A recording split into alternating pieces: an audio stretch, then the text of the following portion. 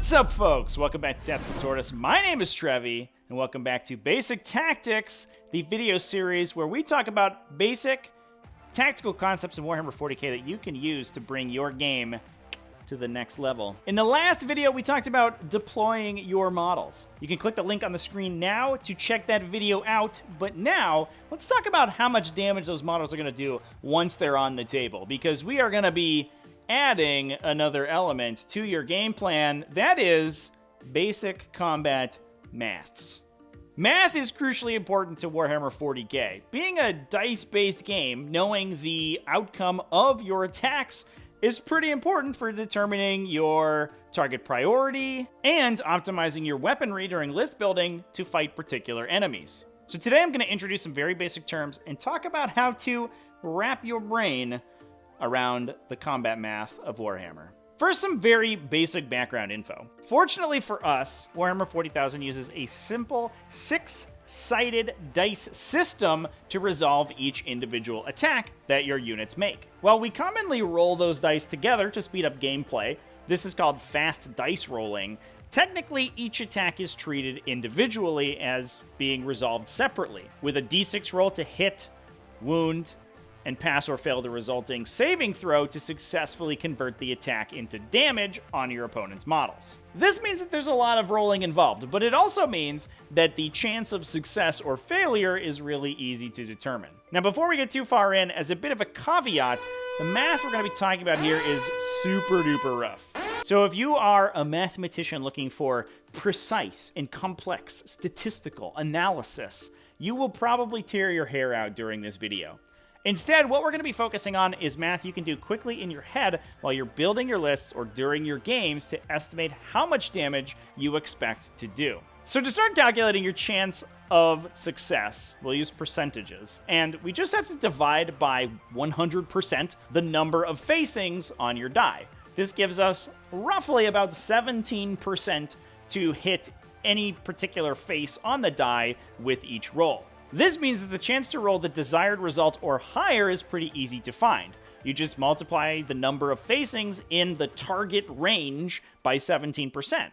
That gives you this following chart. 2 plus is 83%, 3 plus is 66%, 4 plus is about a coin flip at 50-50, 5 plus is 33%, and 6 is an even 17. Now, before we move on to actually applying this chart and all of these numbers, remember to like and subscribe if you enjoy this basic tactics video series, and hit the notification bell to get notified anytime a new video gets put up. Now we can use these percentages to run through a simulation of the attack sequence. For example, if you're attacking 30 times and hitting on a 3+, approximately 33% of your attacks will fail, since you have a 66% chance to roll a 3, 4, 5, or 6 on your 6-sided die. This should give you around 20 hits out of those 30 initial attacks. Now, if those hits wound on a 4+, around half of your remaining attacks will likely fail, leaving you with just 10. Now let's say your targets can save against those attacks on a 5+. So another 1/3 of your attacks, an average of 3 1/3,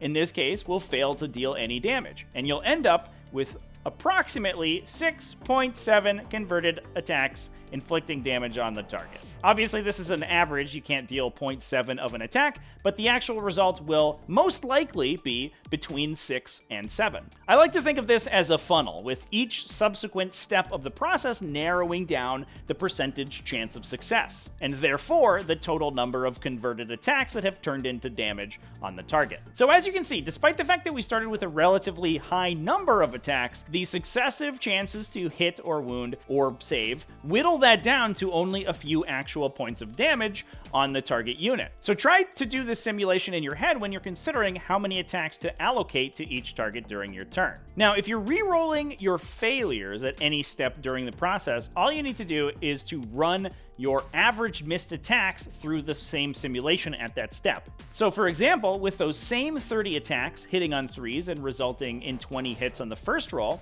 those 10 misses will be rolled again, with an average of 6.7 successes on the reroll, leaving you with somewhere around 26 or 27 average hits. Now, when I'm doing this in my head and I get fractions like that, I often round down the fractions in my opponent's favor. That's because it's important to remember that the dice are out to get you.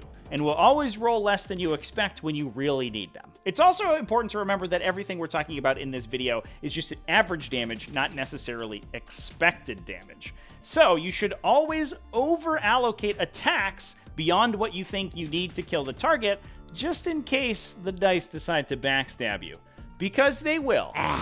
It's also important to check out the advanced tactics videos that I have available for Tactical Tortoise patrons and channel members, where we dive even deeper into Warhammer 40k tactics concepts and get real down in the nitty-gritty of how you can use the rules to your advantage. You can view them by joining in a link down below the video or at patreon.com/tacticaltortoise.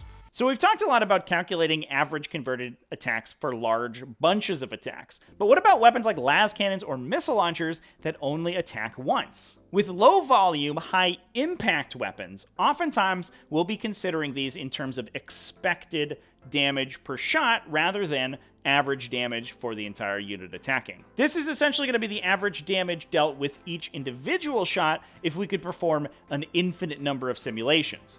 This is less useful in considering how much damage they'll do in a single attack, since they tend to be very dicey, but it's more about considering how much damage they'll contribute on average over the course of the game versus particular target profiles. So let's take that single las cannon, for example. If we assume it's shooting at basically any vehicle in the game and hitting and wounding on 3s, and firing into a 5+ save, probably because of an invulnerable save, we can expect a 2/3 chance to hit, or 0.67 hits.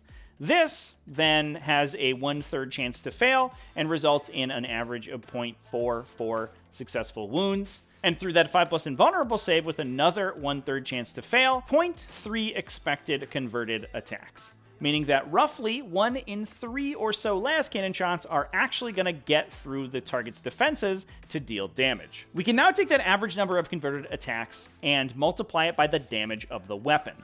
This is a little bit tricky in this case because a las cannon deals a random amount of damage, but we have a solution for that. The average of a single d6 roll is actually 3.5. It's a bit strange because you'd think it would be 3, but you have to keep in mind that you're actually looking at the result between 3 and 4. Similarly, the average result on a d3 roll is a 2. So we'll multiply our 0.3 converted attacks by 3.5 average damage on a d6 damage weapon, getting an average expected damage of 1.05 per shot.